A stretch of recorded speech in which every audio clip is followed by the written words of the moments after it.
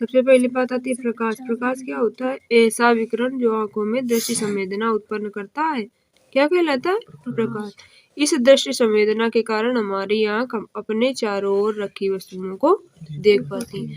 तो प्रकाश क्या होता है? प्रकाश ऐसी दृष्टि संवेदना मतलब दृष्टि देखने की हमें क्षमता देता है और आंख अपने चारों ओर रखी वस्तुओं को देख पाती है। अगर प्रकाश ना हो तो हम कुछ देख पाएंगे? नहीं देख पाएंगे। जब प्रकाश होता है सिर्फ तभी दिखाई देता है। फिर बात आती है प्रकाश के परावर्तन की। किसकी बात आती है? तो और एक बात, प्रकाश हमेशा सीधी रेखा में चलता है। कैसे चलता है? सीधी रेखा में। फिर आता है प्रकाश का परावर्तन। प्रकाश का परावर्तन, जब प्रकाश किसी पॉलीसीदार या चिकने तल पर गिरता है तो उसका अधिकांश भाग तल से टकराकर उसी माध्यम में वापस लौट जाता है। प्रकाश के चिकने या पॉलीदार तल से टकराकर लौटने की इस प्रक्रिया को प्रकाश का परावर्तन कहते हैं। जब प्रकाश किसी जगह गिरता है, गिर के फिर वापस जाता है, तो इस अधिकांश भाग तो उसका ज्यादातर जो भाग होता है वो उसी जगह से वापस लौट जाता है। जब प्रकाश गिरेगा किसी तल पे, जैसे यहाँ पे प्रकाश मान लो आया, तो प्रकाश यहाँ रुकेगा कुछ नहीं। किसी जगह से अगर प्रकाश टकराया तो क्या होगा? वहाँ पे रुकेगा नहीं, वापस पूरा उतना ही वापस लौट जाएगा। कहाँ लौटेगा? जिस दिशा से आया है उसी दिशा में वापस लौट जाएगा। लेकिन प्रकाश का जो परावर्तन होता है वो ऐसे ही नहीं होता है, कुछ उसके नियम होते हैं। सबसे पहली बात आती है परावर्तन के कितने नियम हैं? परावर्तन के 2 नियम। पहला नियम कौन सा है? आपतित किरण आपतन बिंदु पर अभिलंब और परावर्तित किरण तीनों एक ही तल पे होते हैं। परावर्तन कोण सदैव आपतन कोण के बराबर होता है, मतलब कोण आई जो होता है कोण आर के बराबर होता है। अब ये देखो ये सब बिंदु होते कौन से हैं? सबसे पहली बात आती है ये लाइन। ये लाइन जो दिख रही है आपको, ये क्या है? ये जो लाइन है पूरी, ये क्या है? ये मोनोम क्या है? ये दर्पण है। दर्पण कह दो, या दर्पण की जगह आप ऐसी कोई चीज मान सकते हो जहाँ से प्रकाश टकराया होगा। ठीक, तो ये एक किरण आई, जो किरण आती है उस तल से टकराने के लिए, वो किरण कौन सी होती है? आपतित किरण। और जो फिर एक बिंदु तो ऐसा होगा जहाँ पे वो किरण उस बिंदु से टकराई होगी। टकराने के बाद वो वापस उसी दिशा में लौट जाती है। वापस गई, कहाँ गई? इस दिशा से आई, इसी दिशा में वापस गई। ठीक, तो यहाँ पे एक हम लोग काल्पनिक लाइन मान लेते हैं। ये जो अभिलंब होता है, ये जब प्रकाश आएगा तो आपको दिखाई नहीं देगा, क्या नहीं होगी? ये वाली लाइन आपको दिखाई नहीं देगी, तो ये लाइन हम लोग काल्पनिक मानते हैं। कैसे मानते हैं? काल्पनिक। फिर इस वाली लाइन, तो ये माना जाता है कि जो ये वाली लाइन है, इससे इधर का कोण और इधर का कोण, दोनों कोण बराबर है। मतलब ये वाली लाइन ऐसी हम लोग मानते हैं कि इससे अगर हम आपतित किरण के साथ कोण बनाए तो वो कोण होगा आपतन कोण, और अगर परावर्तित किरण के साथ कोण बनाए तो वो होगा परावर्तन कोण। और आपतन कोण जो होता है वो हमेशा परावर्तन कोण के बराबर होता है। ये है इसका दूसरा नियम। दूसरा नियम क्या है? आपतन कोण हमेशा परावर्तन कोण के बराबर होता है। ठीक, ये परावर्तन की हम लोग बात कर रहे थे, किस दर्पण में कर रहे थे? समतल दर्पण में। क्यों? समतल दर्पण हमेशा बराबर होता है। फिर बात आती है प्रतिबिंब की। काय की आती है? प्रतिबिंब की। किसी वस्तु के किसी बिंदु से चलने वाली प्रकाश किरणें परावर्तन या अपवर्तन के पश्चात जिस बिंदु पर मिलती हैं या मिलती हुई प्रतीत होती है, उस बिंदु को प्रथम बिंदु का प्रतिबिंब कहते हैं। देखो, वस्तु के किसी बिंदु से चलने वाली प्रकाश किरणें, जैसे कोई वस्तु है, वस्तु से प्रकाश की किरणें चल रही है, आपको पता है कि प्रकाश किरणें अगर चलेंगी तो उनका परावर्तन जरूर होगा, किसी तल से टकराएंगी फिर चलेंगी, होगा। तो परावर्तन और अपवर्तन होगा। अब परावर्तन और अपवर्तन के पश्चात वो फिर से कहीं ना कहीं मिलेंगी। जैसे ये वस्तु है, इससे दो किरणें चलेंगी, एक ऊपर वाली एक नीचे वाली। इन दोनों से जब चलने वाली प्रकाश की किरणें किसी बिंदु पे टकराएंगी, टकरा कर वापस जाएंगी। वापस लौटने के बाद जिस बिंदु पर वो मिलेंगी उस बिंदु को कहते हैं क्या? प्रतिबिंब। फिर प्रतिबिंब 2 प्रकार के होते हैं। कितने प्रकार के होते हैं? 2। पहला होता है वास्तविक प्रतिबिंब। कौन सा प्रतिबिंब? वास्तविक। और दूसरा आभासी प्रतिबिंब। वास्तविक प्रतिबिंब कौन सा होता है? वस्तु के किसी बिंदु से चलने वाली प्रकाश किरणें परावर्तन के पश्चात जिस बिंदु पर मिलती हैं, तो इस दूसरे बिंदु पर बने प्रतिबिंब को उस बिंदु का वास्तविक प्रतिबिंब कहते हैं। जैसे प्रकाश की किरणें हैं, किसी वस्तु से प्रकाश की किरणें चली, दो प्रकाश की किरणें चली, प्रकाश की किरणें टकराने के पश्चात अगर बिल्कुल वास्तव में आपको प्रतिबिंब दिख जाए, क्या हो जाए, प्रतिबिंब दिख जाए, तो उसे आप कहोगे वास्तविक प्रतिबिंब। क्या कहोगे, वास्तव में मिल जाए, प्रतिबिंब बन जाए तो होगा वास्तविक प्रतिबिंब। और अगर ना मिले, आपको लगे सिर्फ कि प्रतिबिंब बन रहा है, आपको आभास हो कि ये दोनों लाइनें मिल जाएंगी, मिले ना वास्तव में, लेकिन आपको लगे कि ये लाइनें कहीं ना कहीं मिल जाएंगी, तो ये होता है आभासी प्रतिबिंब। आभासी प्रतिबिंब क्या है, वस्तु के किसी बिंदु से चलने वाली प्रकाश किरणें परावर्तन के पश्चात किसी दूसरे बिंदु पर वास्तव में नहीं मिलती, परंतु दूसरे बिंदु से आती हुई प्रतीत होती हैं, तो इस बिंदु पर बने प्रतिबिंब को उस बिंदु का आभासी प्रतिबिंब कहते हैं। अगर पूरी मिल गई, प्रतिबिंब बन गया तो होगा वास्तविक प्रतिबिंब, और अगर नहीं मिला तो आभासी प्रतिबिंब होगा। दर्पण, यदि किसी चिकने परावर्तित सतह तल के एक पृष्ठ पर कलई अथवा लाल ऑक्साइड का लेप करके दूसरे पृष्ठ को परावर्तक पृष्ठ बना दिया जाए तो वह निकाय दर्पण कहलाता है। कैसी सतह हो, परावर्तित तल के एक पृष्ठ पर कलाई अथवा लाल ऑक्साइड का लेप कर दिया जाए। सतह कैसी हो, पारदर्शी हो, कैसी हो, पारदर्शी हो। एक चिकने पारदर्शी तल के एक पृष्ठ पर कलई तथा लाल ऑक्साइड का लेप करके दूसरे पृष्ठ को परावर्तक पृष्ठ बना दिया जाता है तो वह निकाय दर्पण कहलाता है। दर्पण दो प्रकार के होते हैं। कितने प्रकार के होते हैं, दो प्रकार। दर्पण होता क्या है, अगर कोई पारदर्शी तल हो, पारदर्शी मतलब, पारदर्शी मतलब क्या होता है, नहीं, पारदर्शी दिया गया है, क्या दिया गया, पारदर्शी। पारदर्शी कितने शब्दों से बना, एक पार और एक दर्शी। पार मतलब आर पार जिसको कहते हैं, और दर्शी मतलब दिखाई देने वाला। तो पारदर्शी क्या होता है, इसके आर पार आप देख सको। ऐसी कोई तल लो, कैसा तल लो, जो चिकना भी हो और पारदर्शी भी हो। पहली बात क्या हो कि चिकना हो, और दूसरी बात ऐसा हो कि उसके आसपास आर पार आप देख सकते हो। फिर उसमें क्या करोगे, एक पृष्ठ पे कलई अथवा लाल ऑक्साइड का लेप कर दोगे। एक तरफ आप कर दोगे कलई या फिर लाल ऑक्साइड का लेप कर दोगे, तो दूसरी तरफ क्या होगा, जब एक तरफ लेप हो जाएगा तो दूसरा जो होगा उसका वो परावर्तन पृष्ठ बन जाएगा। कैसा बन जाएगा, परावर्तन पृष्ठ। तो वह निकाय दर्पण कहलाता है। क्या कहलाता है, दर्पण। क्या कहलाएगा, दर्पण। एक तरफ आपने कलाई कर दी तो दूसरी तरफ से क्या होगा, आपको प्रतिबिंब दिखाई देने लगेंगे, तो वो बन जाएगा दर्पण। क्या बन जाएगा, दर्पण। दर्पण कितने प्रकार के होते हैं, दो प्रकार के होते हैं। कितने प्रकार के होते हैं, दो प्रकार के। पहला दर्पण कौन सा होता है, समतल दर्पण। समतल दर्पण कौन होता है, ऐसा दर्पण जिसका परावर्तन पृष्ठ समतल होता है, समतल दर्पण कहलाता है। मतलब आपने एक दर्पण बनाया, ऐसा दर्पण बनाया जिससे आप जहाँ से परावर्तन पृष्ठ मतलब जहाँ से प्रकाश टकरा कर वापस जाता है, उस वाले पृष्ठ में कैसा है, वो पूरा बराबर है। कैसा है, बराबर है, समतल है, तो क्या कहलाएगा, समतल दर्पण। और दूसरा दर्पण कौन होता है, गोली दर्पण। क्या होता है, गोली दर्पण। ऐसा दर्पण जिनका परावर्तन पृष्ठ गोली होता है, गोली दर्पण कहलाते हैं। क्या होता है, गोली दर्पण कहलाते हैं। जिसका ऐसा दर्पण जिसका परावर्तन पृष्ठ गोली होता है, क्या कहलाएगा, गोली दर्पण। मतलब आपने कोई प्रतिबिंब कोई ऐसा लिया पारदर्शी तल जो पहले से ही गोली था, तो क्या हो गया, गोली दर्पण बन गया। फिर क्या है, फिर गोली दर्पण कांच के खोखले गोले का काटा गया भाग होता है। इसके तल पर पारे तथा लाल ऑक्साइड का लेप होता है तथा दूसरा तल परावर्तित तल होता है।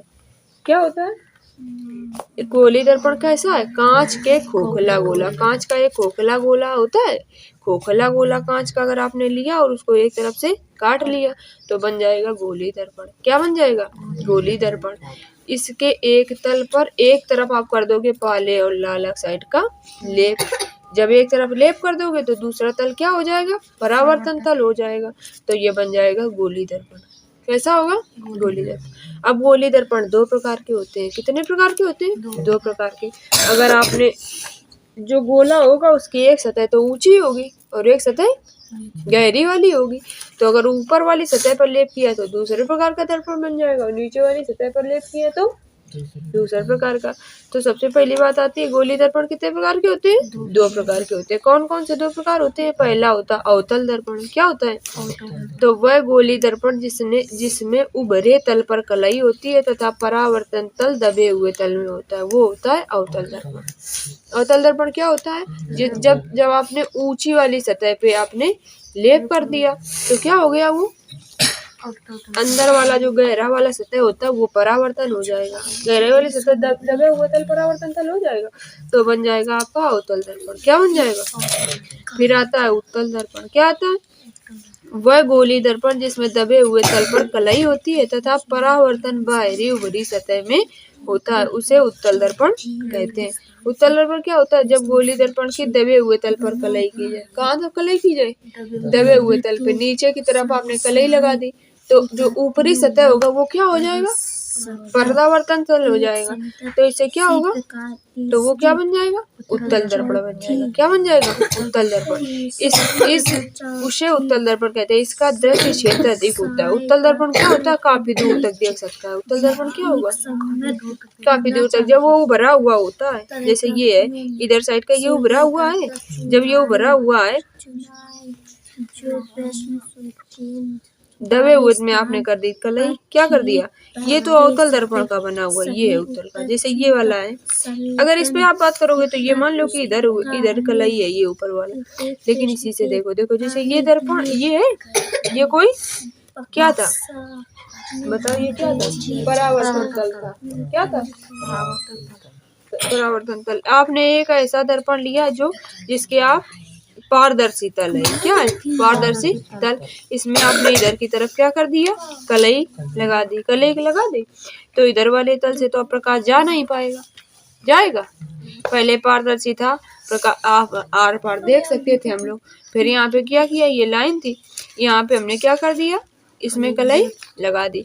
कलई लगा दी तो प्रकाश जा पाएगा? नहीं जा पाएगा, तो प्रकाश टकरा कर वापस लौटने लगेगा। तो ये परावर्तन तल बन गया। अब ये क्या हुआ? अवतल दर्पण है। क्या है? उत्तल दर्पण है। क्या है?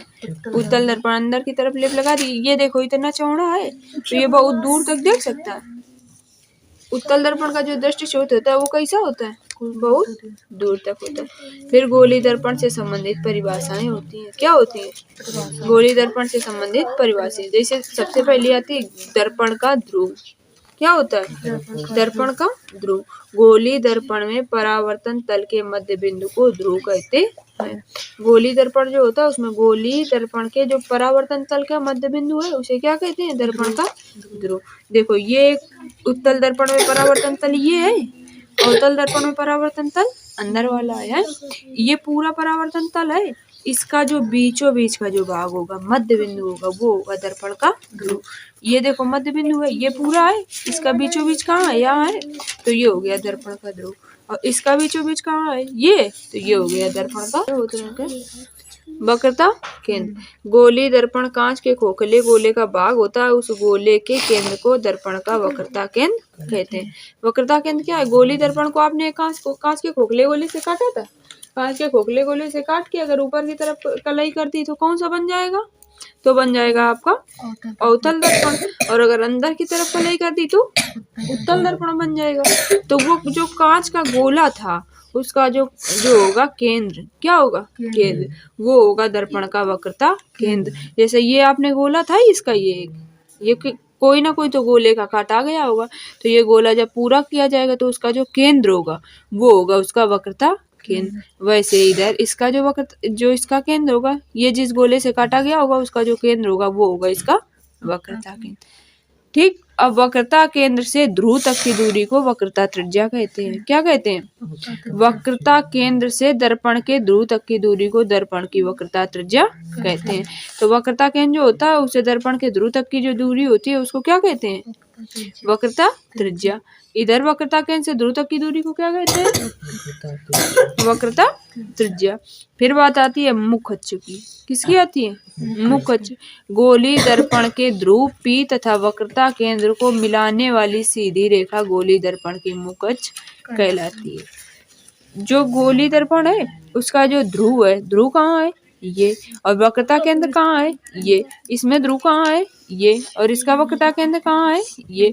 इन दोनों को जो मिलाती हुई एक सीधी रेखा खींचोगे, कहाँ से, ध्रुव से और वक्रता केंद्र से जो होकर जाएगी, वो जो रेखा होगी वो क्या कहलाएगी, इसकी मुकच। ये वाली जो लाइन आपको दिख रही है, ये है इसकी मुकच, और इसमें कहाँ है मुकच, ये वाली लाइन इसमें मुकच है, ठीक। फिर मुकच के बाद क्या आता है, दर्पण का द्वारक। गोली दर्पण के परावर्तन पृष्ठ के व्यास को दर्पण का द्वारक कहते हैं। फिर जो गोली दर्पण हमने बनाया, उसमें जितनी लंबाई इसकी ली, व्यास क्या होता है, एक सिरे से दूसरे सिरे तक की दूरी को कहते हैं। इसका एक सिरा से दूसरे सिरे तक की इसकी जो दूरी होगी, एक सिरे से दूसरे सिरे तक की, इसको क्या कहेंगे, व्यास। क्या कहेंगे, द्वारक। क्या कहेंगे, द्वारक। और इसका एक सिरे से लेकर दूसरे सिरे तक की जो दूरी होगी, उसको क्या कहेंगे, द्वारक। इसका द्वारक कहाँ है, ये है, और इसका द्वारक, ठीक। ये हो गया दर्पण का द्वारक। फिर बात आती है मुख्य फोकस की। काय की आती है, गोली दर्पण की मुख्य अक्ष के समांतर आने वाली प्रकाश की किरणें गोली दर्पण से परावर्तन के पश्चात मुख्य अक्ष के जिस बिंदु पर मिलती हैं या मिलती हुई प्रतीत होती हैं, उस बिंदु को दर्पण का मुख्य फोकस कहते हैं। इसे कैपिटल एफ से प्रदर्शित करते हैं। काय से प्रदर्शित करते हैं, कैपिटल एफ से। मुख्य फोकस क्या होता है, जो प्रकाश की किरणें आती हैं गोली दर्पण की मुख्य अक्ष के समांतर आने वाली प्रकाश की किरणें, गोली दर्पण का जो मुख्य अक्ष है उसके समांतर जो प्रकाश की किरणें आती हैं, गोली दर्पण से परावर्तन के पश्चात मुख्य अक्ष के जिस बिंदु पर मिलती हैं, मुख्य अक्ष के जिस बिंदु पर मिलती हैं या मिलती हुई प्रतीत होती हैं, उसे क्या कहते हैं, मुख्य फोकस कहते हैं। कभी कभी मुख्य फोकस लिखा होता है और कभी कभी फोकस लिखा होता है, ठीक। जैसे ये अवतल दर्पण है, क्या है, अवतल दर्पण। अवतल दर्पण में प्रकाश की किरणें इधर से आई, ये वाली प्रकाश की किरण यहाँ आई, यहाँ से टकरा कर इधर की तरफ वापस लौट गई। फिर ये वाली प्रकाश की किरण आई, ये वाली प्रकाश की किरण यहाँ से आके यहाँ से वापस लौट गई। फिर ये क्या है, ये क्या है, ये तो मुख्य अक्ष है।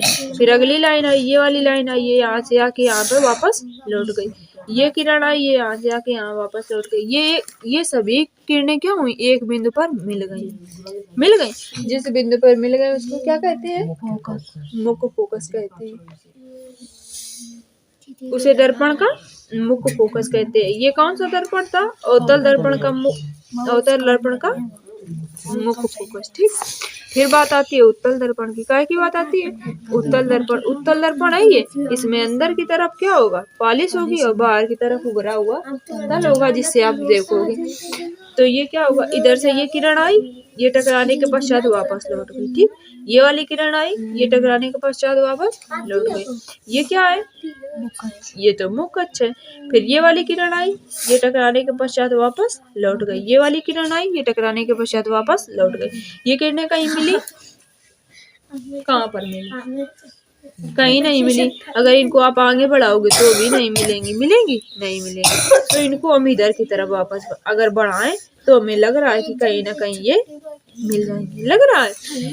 तो हमने क्या किया, इस वाली किरण को इधर की तरफ आगे बढ़ाया, इसको इधर की तरफ बढ़ाया, इसको इधर की तरफ बढ़ाया और इसको इधर की तरफ बढ़ाया। जब इनको सबको बढ़ा दिया तो यहाँ पर क्या हो गया, ये मिल गई और ये कहला दिया इसका मुख्य फोकस। और ये जो बन गया इसका क्या बन गया, प्रतिबिंब बन गया, ठीक। फिर बात आती है फोकस दूरी की। किसकी आती है, गोली दर्पण के मुख्य ध्रुव से मुख्य फोकस तक की दूरी को दर्पण की फोकस दूरी कहते हैं। गोली दर्पण जो है उसके ध्रुव से मुख्य फोकस तक की दूरी को दर्पण की फोकस दूरी कहते हैं। फोकस दूरी को स्मॉल एफ से प्रदर्शित किया जाता है। कैपिटल एफ से किसको प्रदर्शित करते थे, मुख्य फोकस को, और फोकस दूरी को स्मॉल एफ से। इसे द्वारक, यदि दर्पण का द्वारक छोटा हो तो एफ बराबर r/2, अर्थात गोली दर्पण की फोकस मुख्य फोकस ध्रुव तथा दर्पण की वक्रता त्रिज्या का मध्य बिंदु होता है।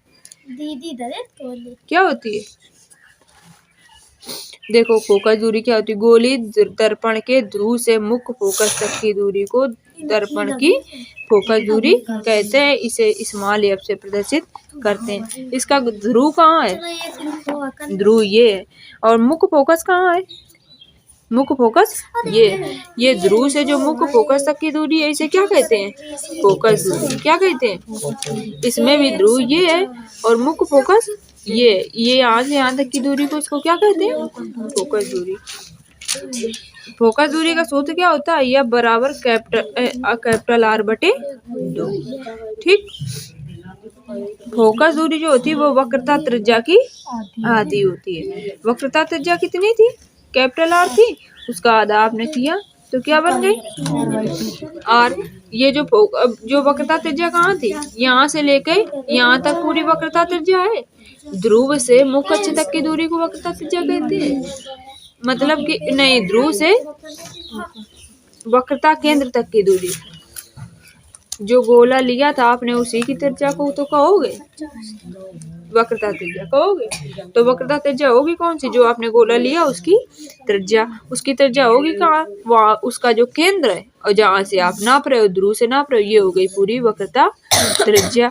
और वक्रता त्रिज्या ये पूरी है, इसकी आधी क्या होगी? फोकस दूरी होगी। ये पूरी वक्रता त्रिज्या है, इसकी आधी क्या होगी? फोकस दूरी होगी। ठीक। फोकस दूरी है बराबर कैपिटल R बटे 2, अर्थात गोली दर्पण का मुख्य फोकस दर्पण तथा ध्रुव तथा दर्पण की वक्रता त्रिज्या का मध्य बिंदु होता है। फोकस दूरी क्या होती है? कैपिटल R बटे 2। आपको पता होना चाहिए जो समतल दूरी होती है उसकी फोकस दूरी हमेशा अनंत होती है। ये कभी 1 नंबर में आ जाता है, मतलब ऑब्जेक्टिव क्वेश्चन में आ जाता है। क्या आ जाता है कि समतल दर्पण की फोकस दूरी कितनी होती है? अनंत होती है। फोकस तल, फोकस बिंदु से होकर जाने वाले मुख्य अक्ष के लंबवत तल को फोकस तल कहते हैं। फोकस तल कौन होता है? फोकस बिंदु से होकर जाने वाले मुख्य अक्ष के लंबवत तल को फोकस तल कहते हैं। ठीक। इतनी चीजें समझ में आई। अवतल दर्पण पर प्रतिबिंब का बनना। पहली बात, वस्तु अगर अनंत पे रखी हो, कहाँ रखी हो? तो प्रतिबिंब कहाँ बनेगा? फोकस तल पर बनेगा। कहाँ बनेगा? फोकस तल पे। कैसा बनेगा? वास्तविक बनेगा, उल्टा बनेगा और वस्तु से छोटा बनेगा। प्रतिबिंब तो वास्तविक बन जाएगा, लेकिन वस्तु जैसी होगी प्रतिबिंब उसका उल्टा बनेगा। कैसा बनेगा? और वस्तु से छोटा बनेगा। अगर वस्तु अनंत तथा वक्रता केंद्र के बीच रखी हो, कहाँ रखी हो? अनंत तथा वक्रता केंद्र के बीच में, तब प्रतिबिंब कहाँ बनेगा? फोकस और वक्रता केंद्र के बीच में बनेगा। तब उसकी आकृति कैसी होगी? वास्तविक, उल्टा तथा वस्तु से छोटा होगा। वक्रता केंद्र पर अगर प्रतिबिंब हो तो प्रतिबिंब कहाँ बनेगा? वस्तु अगर वक्रता केंद्र पे हो तो प्रतिबिंब कहाँ बनेगा? अगर वक्रता केंद्र पर वस्तु है तो प्रतिबिंब भी वक्रता केंद्र पर ही बनेगा। और प्रतिबिंब बनेगा कैसा? वास्तविक बनेगा, उल्टा बनेगा और वस्तु के बराबर बनेगा। वक्रता केंद्र तथा मुख्य फोकस के बीच में अगर वस्तु रखी हो तो प्रतिबिंब कहाँ बनेगा? वक्रता केंद्र और अनंत के बीच में। कैसा बनेगा? वास्तविक बनेगा, उल्टा और वस्तु से बड़ा बनेगा। फोकस पर अगर रखी हो तो अनंत पर बनेगा। कैसा बनेगा? वास्तविक बनेगा, उल्टा बनेगा और वस्तु से बहुत बड़ा बनेगा। कितना बड़ा बनेगा? बहुत ज्यादा बड़ा बनेगा। अगर मुख्य फोकस और ध्रुव के बीच में रखी हो तब कैसा बनेगा? दर्पण के पीछे तथा ध्रुव के बीच बनेगा। कहाँ बनेगा? दर्पण के पीछे, अनंत तथा ध्रुव के बीच में। मतलब ध्रुव के आगे अनंत तक कहीं भी, जहाँ तक हमारी नजर जा सकती है वहां तक कहीं भी बन सकता है। प्रतिबिंब होगा कैसा? आभासी होगा, सीधा होगा और वस्तु से बड़ा होगा। अब देखो, दर्पण कौन सा था? अवतल दर्पण। अवतल दर्पण में हर जगह प्रतिबिंब वास्तविक बनेगा, सिर्फ जो वस्तु मुख्य फोकस और ध्रुव के बीच में रखी हो तब प्रतिबिंब आभासी बनेगा। कब आभासी बनेगा? जब मुख्य फोकस और ध्रुव के बीच में रखी हो तब बनेगा आभासी, और नहीं तो हर बार कैसा बनेगा? वास्तविक बनेगा। कैसा बनेगा? वास्तविक और उल्टा बनेगा। कैसा बनेगा? कहीं भी रखी हो कैसा बनेगा? वास्तविक और उल्टा। और अगर रखी हो मुख्य फोकस और ध्रुव के बीच में, कहाँ रखी हो? मुख्य फोकस और ध्रुव के बीच, तब बन जाएगा आभासी सीधा। मतलब आपको ये बात तो कम ही याद करनी है कि वास्तविक उल्टा बनेगा। चाहे जहाँ रखी हो वास्तविक उल्टा बनेगा। कब वास्तविक उल्टा नहीं बनेगा? जब मुख्य फोकस और ध्रुव के बीच में रखी हो।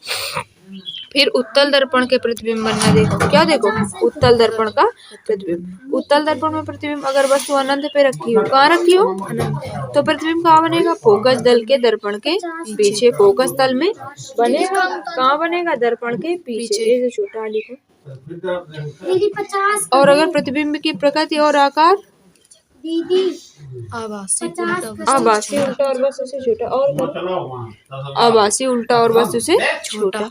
अगर वस्तु की स्थिति अनंत तथा वक्रता केंद्र के बीच हो, कहाँ हो, अनंत तथा वक्रता केंद्र के बीच, तब प्रतिबिंब कहाँ बनेगा, फोकस तथा वक्रता केंद्र के बीच, दर्पण के बीच। फोकस तथा वक्रता केंद्र के बीच बनेगा, कहाँ बनेगा, फोकस तथा वक्रता केंद्र के बीच। प्रतिबिंब कैसा होगा, वास्तविक होगा, उल्टा होगा और वस्तु से छोटा होगा। वास्तविक, उल्टा और वस्तु से छोटा। अब बात आती है अवतल दर्पण और उत्तल दर्पण के प्रयोग। काय के उपयोग, उत्तल दर्पण और अवतल दर्पण के प्रयोग। अवतल दर्पण का उपयोग मोटर कारों, रेलवे इंजनों, स्टीमरों और सर्च लाइट लैंपों में परावर्तक के रूप में तथा आँखों द्वारा, डॉक्टरों द्वारा आँख, नाक और गले आदि को देखने में किया जाता है। उत्तल दर्पण का प्रयोग काय में किया जाता है, जो भी मोटर कार हो या रेलवे इंजन हो या स्टीमर हो या सर्च लाइट हो, इनमें सब में काय का प्रयोग किया जाएगा, अवतल दर्पण। अवतल दर्पण का प्रयोग किया जाएगा। फिर बात आती है उत्तल दर्पण।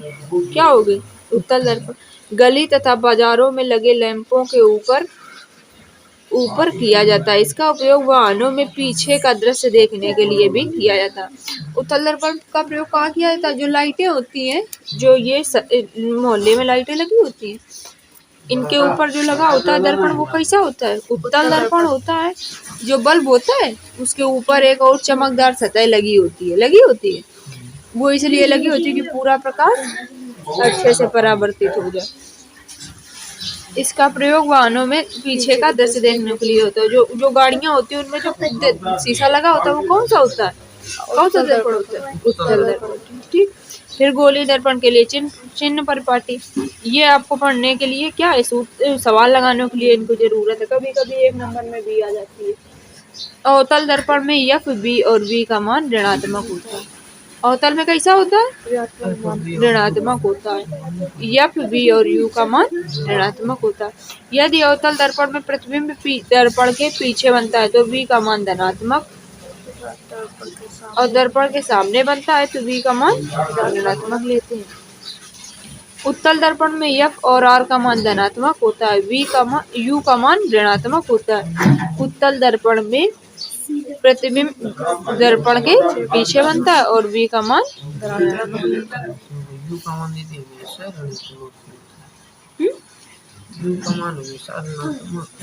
हाँ ठीक।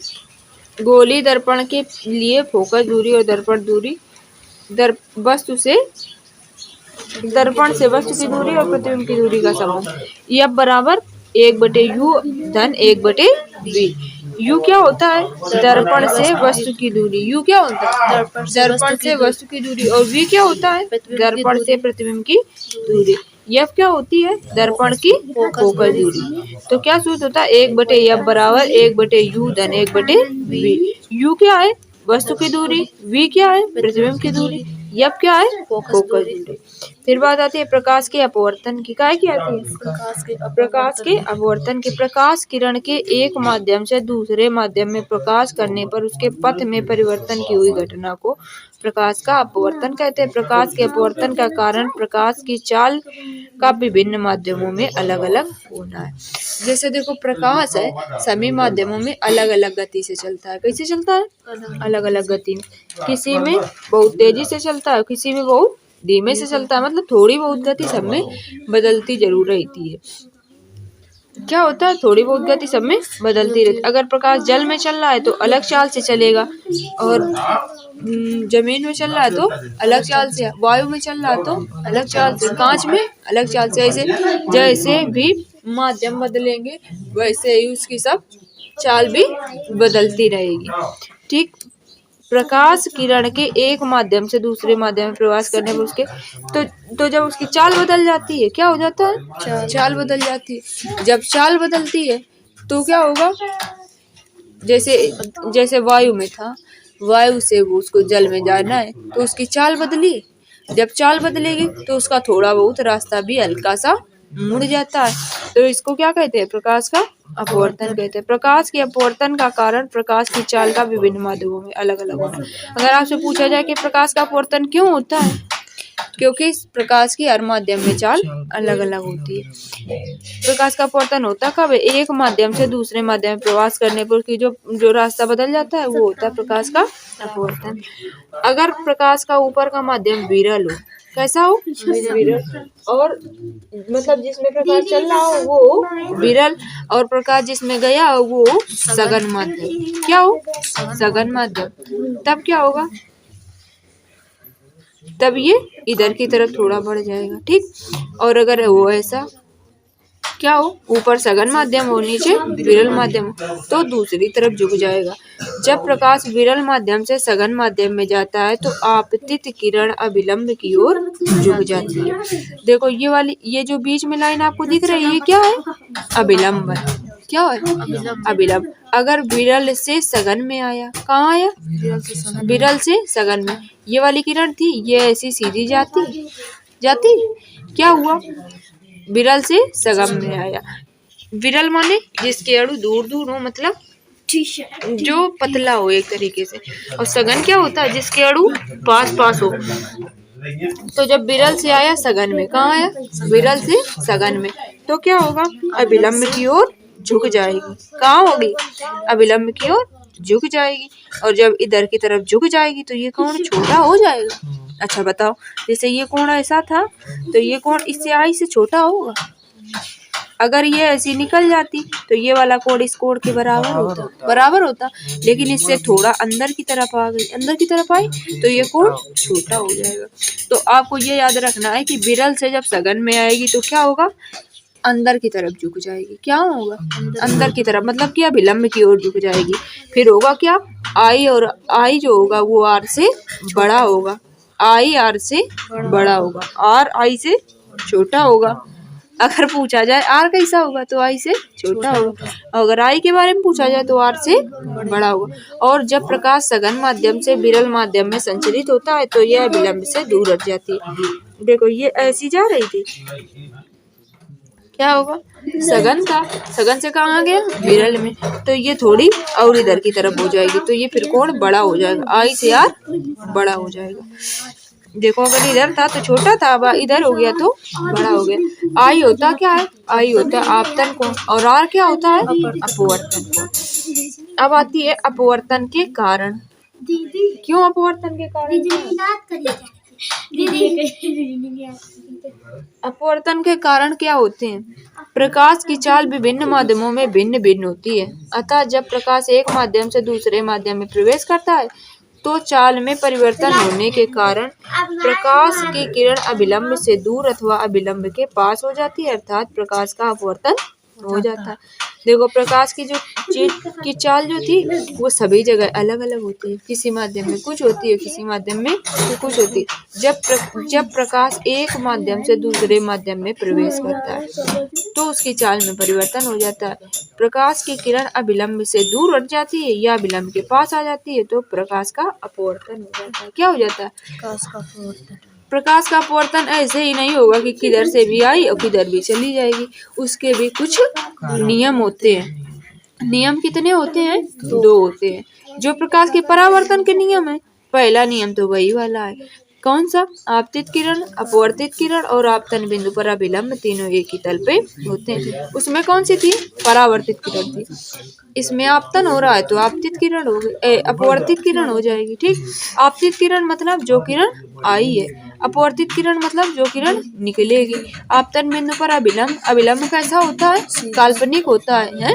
उस पे लंब खींच लेते हो तल पे, तीनों एक ही तल पे होते हैं। देखो ये वाला है, ये माध्यम बदले, यहाँ पे पहला माध्यम है और यहाँ पर दूसरा माध्यम, इस जगह से माध्यम बदले, ये मान लो, ठीक। तो ये ऊपर क्या थी, आपतन कोण, और नीचे क्या हो जाएगा, अपवर्तन कोण। ये वाला कोण आपतन कोण है, ये वाली किरण आई आपतित किरण, ठीक, और ये इधर से होकर निकल गई। इसको जाना चाहिए ऐसे सीधा। ये देखो आपतित किरण है, क्या है आपतित किरण, और ये परावर्तित किरण। आपतित किरण थी और इधर क्या हुआ, अब लंब की ओर थोड़ी झुक गई, ठीक, ये हो गई परिवर्तित किरण, ठीक। फिर दूसरा नियम क्या है, नहीं, आपतित किरण, अपवर्तित किरण, आपतन बिंदु पर अभिलंब तीनों एक ही तल पे होते हैं। ये है आपतित किरण, क्या है आपतित किरण, ये परावर्तित किरण और ये अभिलंब, तीनों कहाँ से होंगे, एक ही बिंदु से होकर जाएंगे। क्या होगा, एक ही बिंदु से होकर जाएंगे, बिल्कुल जरा सा भी इधर उधर नहीं हो सकता है, क्या, उसी बिल्कुल बिंदु से रहेंगे। फिर आती है आपतन बिंदु, क्या आता है आपतन बिंदु, ये है, कहाँ पे आपतन बिंदु है, ये जहाँ पे ये तीनों मिलते हैं वही होता है आपतन बिंदु। फिर आती है आपतन कोण की ज्या, अपवर्तन कोण की ज्या का अनुपात नियतांक होता है। मतलब कि अगर साइन आई का मान निकालो और साइन आर का मान निकालो तो दोनों का ऐसा होगा, एक नियतांक होगा, मतलब कि हमेशा एक ही चीज आएगी। कितनी आएगी, एक ही चीज हमेशा नियत रहता है, साइन आई और साइन आर का मान हमेशा नियत रहता है। इसे स्नेल का नियम भी कहते हैं तथा इस नियतांक को पहले माध्यम के सापेक्ष दूसरे माध्यम का अपवर्तनांक कहते हैं। जैसे अगर ये जल से वायु में जाएगा तो इसका जो अपवर्तनांक होगा वो चाहे जिस तरीके से आप प्रकाश को डालो वो हमेशा एक ही आएगा मान। अगर दोनों का साइन निकालोगे तो कितना आएगा, एक ही आएगा। जैसे साइन ये आपने मान लो डाली, ये 45 अंश पे गई, कितने पे गई, और ये जो होगी वो उतने ही अंश पे जाएगी जितना इसका मान है उसी के हिसाब से जाएगी, ठीक। तो ये नियतांक होता है, नियतांक, इस नियतांक को क्या कहते हैं, अपवर्तनांक कहते हैं। क्या कहते हैं, अपवर्तनांक। जैसे वायु के सापेक्ष जल का अपवर्तनांक, जल के सापेक्ष वायु का अपवर्तनांक, ठीक। अब बात आती है अपवर्तनांक, किसकी बात आती है, यदि प्रकाश की किरणें माध्यम 1 से माध्यम 2 में प्रवेश करती हैं तो अपवर्तनांक को 1/2 लिखा जाता है। क्या लिखा जाता है, 1/2, तथा 1/2 को माध्यम 2 के का माध्यम 1 के सापेक्ष अपवर्तनांक कहते हैं। पीछे वाला जो होता है उसका अपवर्तनांक है, किसका अपवर्तनांक है, जो पीछे लिखा है उसका, दो माध्यम 2 का अपवर्तनांक है, किसके सापेक्ष, माध्यम 1 के सापेक्ष, ठीक। तो होगा क्या, 2 वाले का ऊपर रखोगे और 1 वाले को नीचे रखोगे, साइन आई बटे साइन आर। यदि किसी माध्यम का अपवर्तनांक निर्वात के सापेक्ष लिया जाए तो यह माध्यम के निरपेक्ष अपवर्तनांक कहलाता है। किसी माध्यम का निरपेक्ष अपवर्तनांक साधारणतया अपवर्तनांक कहलाता है। उसको क्या कहते हैं, निरपेक्ष अपवर्तनांक कहते हैं। क्या कहते हैं, निरपेक्ष अपवर्तनांक। निरपेक्ष अपवर्तनांक को आप सामान्यतः अपवर्तनांक कहते हैं, निरपेक्ष नहीं कहा जाता। कांच और जल के लिए W/μg बराबर A/μg बटे A/μw। वायु का अपवर्तनांक सबसे कम, हीरे का अपवर्तनांक सबसे अधिक होता है। सबसे कम अपवर्तनांक किसका होता है, वायु का, और सबसे अधिक अपवर्तनांक किसका होता है, हीरे, ठीक। अगर आपसे पूछा जाए सबसे अधिक अपवर्तनांक